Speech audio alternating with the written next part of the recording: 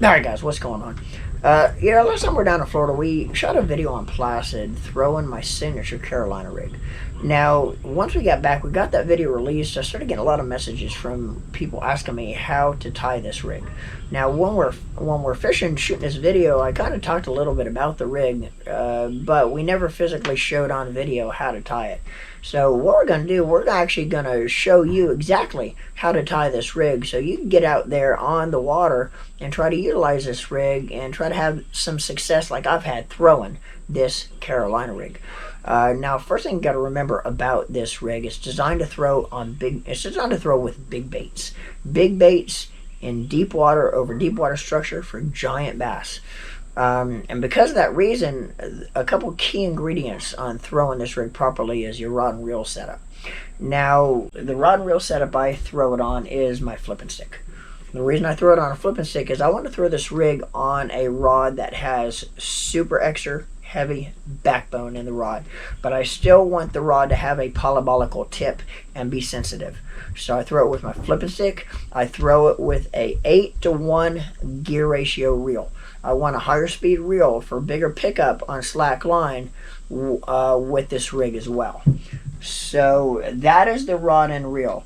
Now let's go down to the line. The line I throw it on, the line that's coming off your reel, basically is very simple. It's Berkley Big Game. Being a guide, I tend to re-spool my reels a lot more frequently than most anglers would, just due to the fact that I don't want to have a nick or a bad spot in the line and have a client lose the fish of a lifetime. So I tend to change my line more frequently. And the thing with the Big Game is it's inexpensive line, but it's very strong, very good line, and it comes off the reel smooth as well. So I use off the reel, I use 20-pound Big Game. 20-pound test Big Game. Typically I use the moss green color. Now let's start with the components for this rig. The components are going to be your key ingredient for making this rig work properly. First off, you got your flat out tungsten weight. And this weight's designed by Bruiser Bait. It's really their flipping and punching weights, but it's a flat out tungsten. I never use anything smaller or lighter than a 3/4 ounce. 3/4 ounce or bigger. Now in the video we filmed on Placid, I was throwing 1.25 ounces, but never go under 3/4 ounce. But your flat out tungsten weight, that's going to be followed by flat out tungsten barrel weight. Now the barrel weight was originally designed by Bruiser Bait as a lightweight sea rig, or a lightweight sea rig weight. That is your barrel. Now that doubles as the bead between your weight and your swivel. Back in the day, before there was a such thing as tungsten material or tungsten weights, it was either a brass weight or a lead weight is what you would use on your Carolina rigs, and you would use a glass bead in between.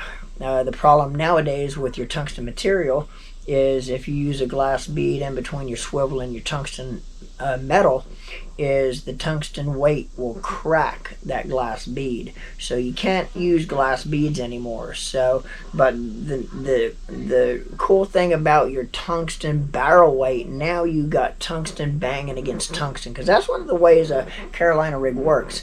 First of all, you got the disturbance that that weight and that bead and that swivel bounce along causes, that kind of gets them fish interested in what's coming along.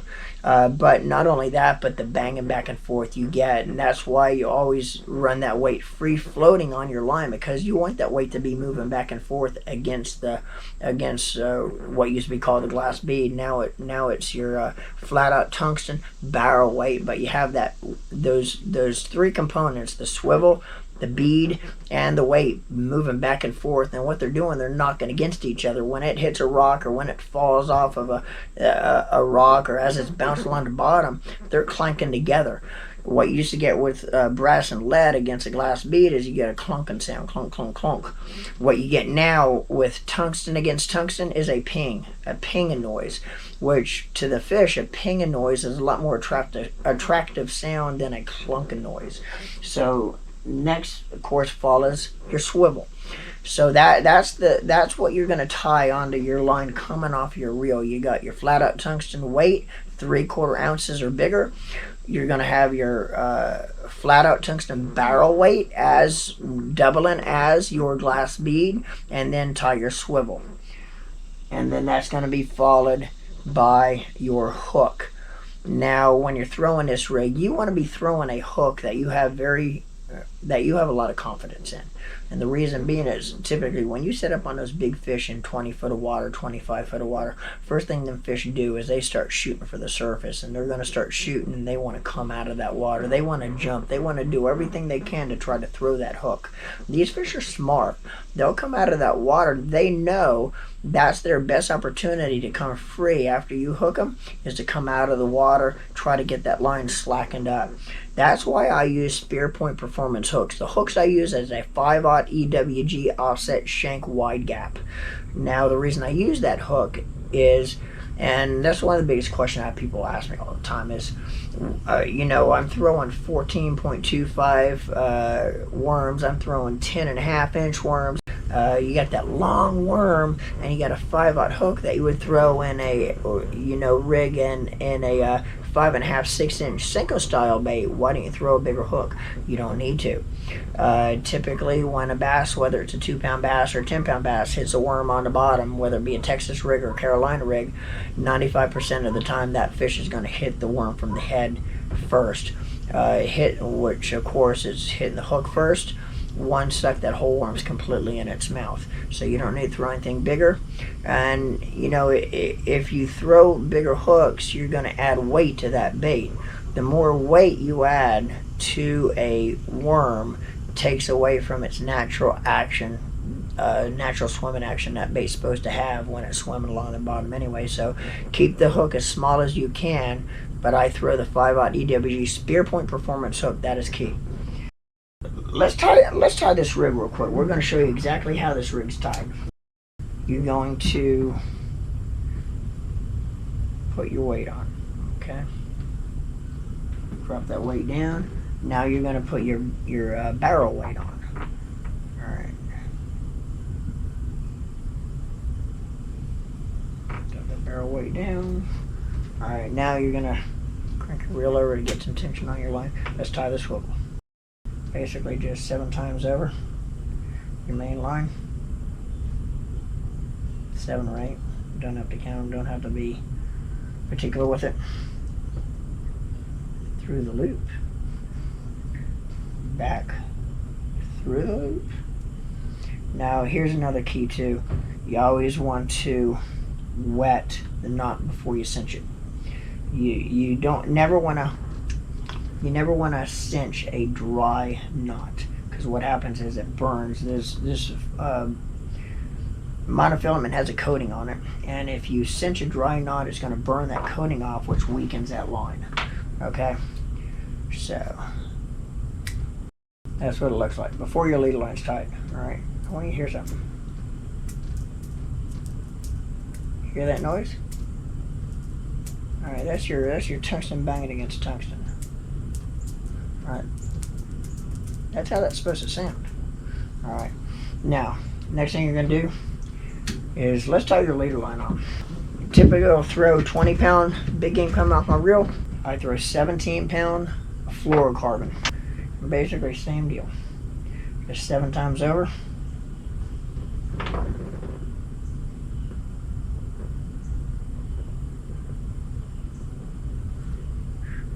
Through the loop. Back through the loop.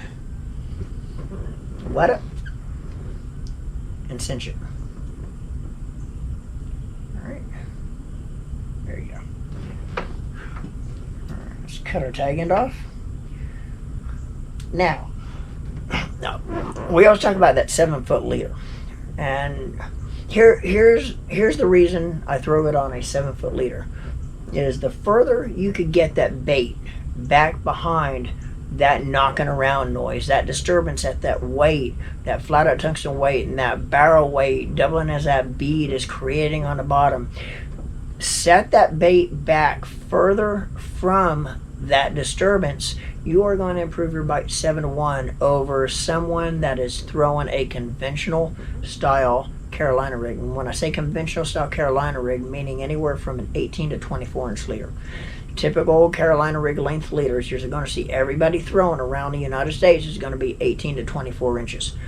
So here's the thing with the leader length. If it was physically possible to throw a 10 or 12 foot leader, I would be throwing a 10 or 12 foot leader, but of course you're not going to be able to cast a 10 or 12 foot leader.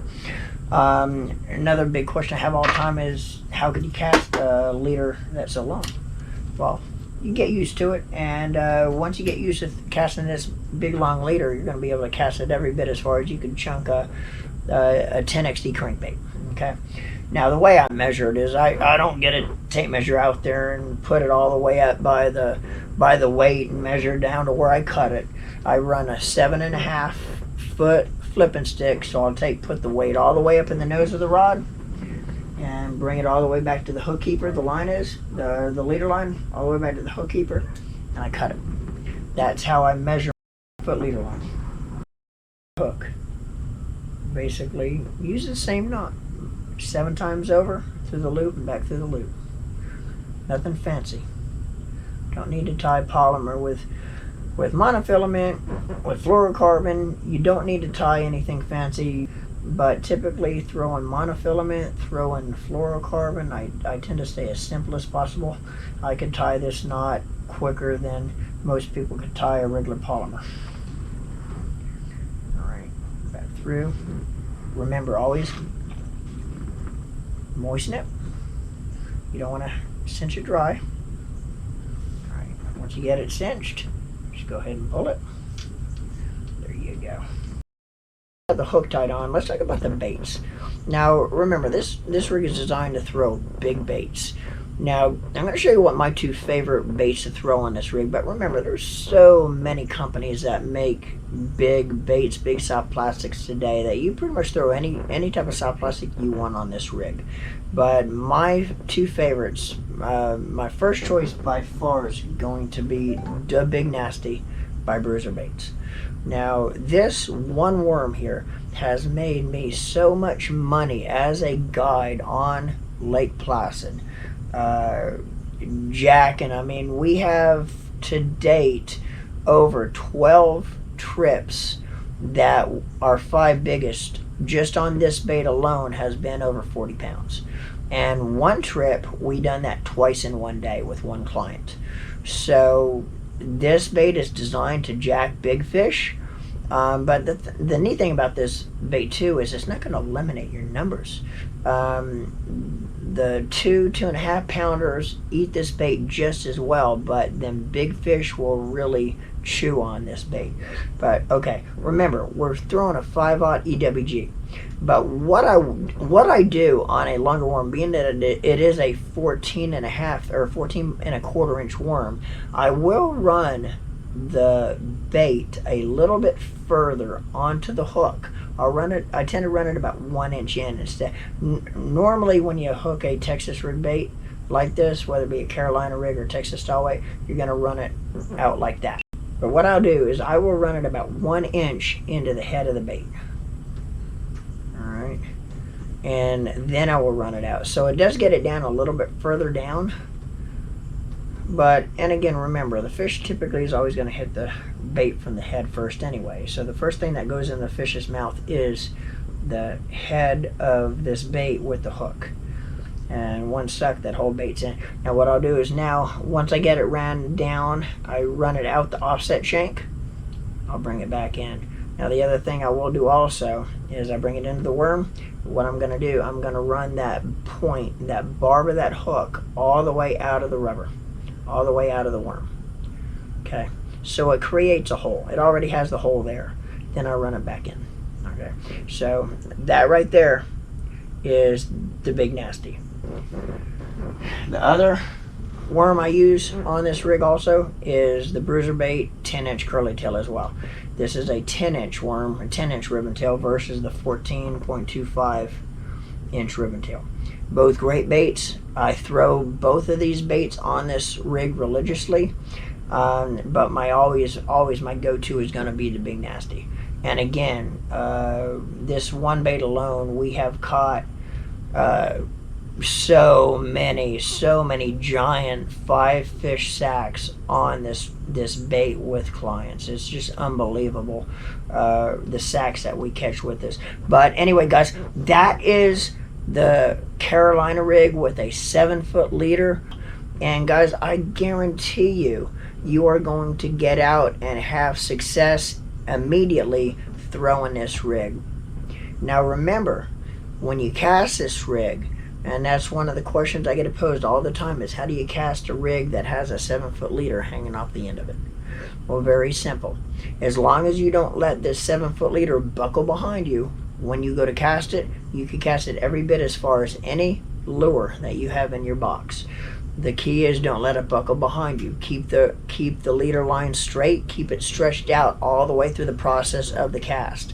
Almost more of a sweeping type cast, so that leader line stays stretched out. Once that leader wants to buckle behind you, if you go to cast overhand like you would cast a regular Texas rig or crankbait or anything, where you do that, that leader line's going to want to buckle behind you as you hit the backswing. That's when you're going to have problems. As long as that leader line stays stretched out throughout the whole process of the cast, you'll be able to cast this rig every bit as far as you'll be able to cast anything in your box, and you will be able to be successful using this rig. Get out, try it. Let me know when you get out and try this rig. Let me know how it works for you. I want your feedback on what you think once you get out and try it. Be patient with it, and guys, good luck. Get out there, and I hope y'all jack some giants on my signature Carolina rig. I want to see pictures too when you catch them on it. Guys, remember, Catching Deck Top Podcast, we are live every Thursday, 6 p.m. Eastern Standard Time, with a new guest each week.